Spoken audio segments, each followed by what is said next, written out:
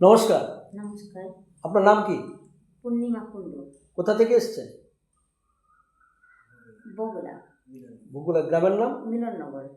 আচ্ছা, এই যে মাশরুমের যে বিজনেসের যে ব্যাপারটা আমি যে ট্রেনিং দেই, আমার নাম জানলেন কি করে? ফোনে ইউটিউব দেখে। ইউটিউব দেখে। আমার ইউটিউব দেখেছেন? হুম। আচ্ছা, এত ব্যবসা থাকতে থাকতে এই মাশরুমের বীজ তৈরি করার ব্যবসাটা ভাবলেন? ভাবলাম কারণ সবসময় প্রপার বীজ যখন চাই তখন পাই না, আবার খরচটাও বেশি। আচ্ছা আচ্ছা। ওই জন্য ভাবলাম নিজে যদি বীজ তৈরি করতে পারি তাহলে দেখা গেল আমি তৈরি করলাম, এবার যখন দরকার তখন পেলামও। আবার যদি বেশি করতে পারি, যদি পাশে কেউ কেনে সে দিয়ে এটা বেচতেও পারলাম। আচ্ছা, আপনি বাড়িতে কি করেন? আমি হাউস ওয়াইফ? House wife. এবং আপনাদের চাষবাসও আছে? হ্যাঁ হ্যাঁ, চাষবাস আছে। চাষবাসও আছে। তাহলে সে চাষবাস সামলে মাশরুমের বীজটা আপনি তৈরি করে ব্যবসা করবেন। হ্যাঁ, ব্যবসা করতে গেলে তো একটু পয়সা খরচা আছে, সেটা করতে পারবেন তো?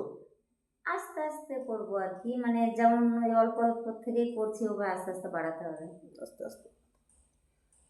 আচ্ছা, এই যে মাশরুমের বীজ তৈরি করা শিখছেন, আজকে কি শিখলেন?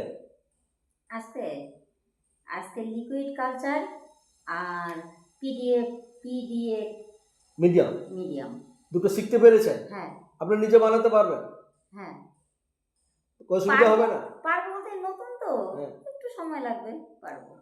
তাহলে ব্যবসাটা চালিয়ে নিতে পারবেন তো? হ্যাঁ। তাহলে আপনার উদ্দেশ্য নিজেও চাষ করবেন, হুম। আবার বীজ বিক্রি করে ইনকাম করবেন। হ্যাঁ হ্যাঁ। তাহলে দুটো দিক দিয়ে ইনকামের রাস্তা আপনার খুলে যাবে। হ্যাঁ হ্যাঁ। তাহলে আপনার ব্যবসার শ্রীবৃদ্ধি হোক, আপনি ব্যবসা করুন, ভালোভাবে ল্যাবরেটরিটা করুন, সঠিক বীজ চাষিকে আপাতত বিক্রি করুন, চাষি যেন নিতে পারে। নমস্কার।